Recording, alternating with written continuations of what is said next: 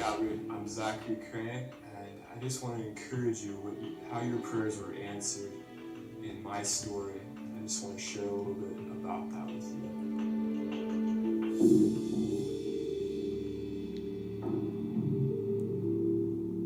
My journey started March 27th, 2011, so this year. We were at church Sunday night, and there was a concert in the high school room. We were hanging out there, and the student leadership we had to clean it up, so it was sort of late. We got out of the high school. We were going to drop off one of our friends, and then at around 10 o'clock at night, 10:15-ish, we were T-boned by a black Land Rover, and the car was basically crushed. The police officers even said none of us should have survived in the car.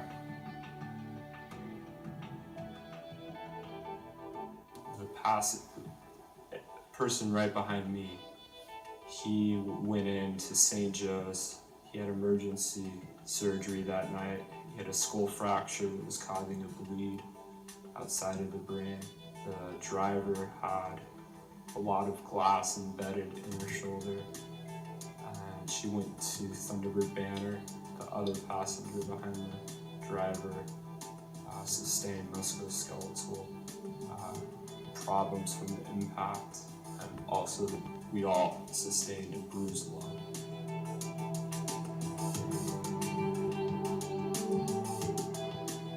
I was rushed to John C. Lincoln Trauma Center, North Mountain, and entered the hospital as a Trauma 1 Code Blue, which is the worst case scenario you can enter a hospital, and was in grave condition, which is a step beyond critical.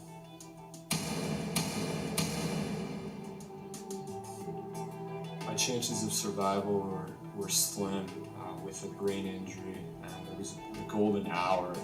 They reached it, they got me in, but the police officers on the scene, they treated it like a fatality, and they took over 200 pictures of the scene, the details, and did the report as though I was going to die. God had another plan.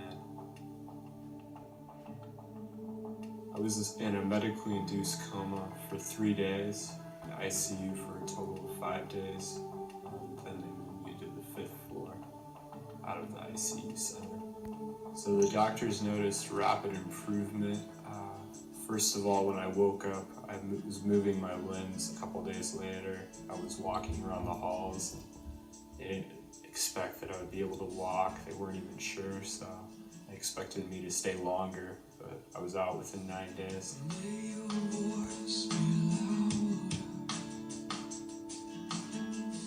So looking back, if you rewind to March 22nd, I was in my room. It was after the Forge Bible study, and just reflecting on my life and reading God's Word a little bit. And I just saw that my relationship with God was weak and almost non-existent. I barely talked to God. I wasn't being honest with myself, but I longed for a close-knit friendship with Him.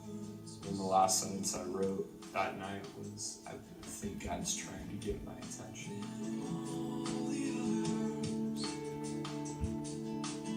Out of this came quite a few lessons. From the very beginning, God taught me to trust in Him. I was just getting discouraged, wondering if I was going to be able to get back to my normal life. Another word that God gave me about trusting in Him was Hebrews 10:35 through 36, which says, "Do not throw away this confident trust in the Lord. No matter what happens, remember the great reward it brings you. Patient endurance is what we need now, so that we will continue to do God's will and will receive all that He has promised you." So patient endurance was the key in enduring and trusting in Him. Another thing that He's taught me through this process is that He's close to the brokenhearted and saves those who are crushed in spirit.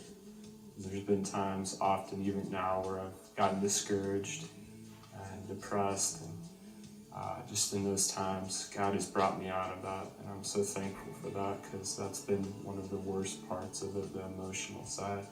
The last lesson I learned through this process is that God's Word is an immovable anchor in times of storm.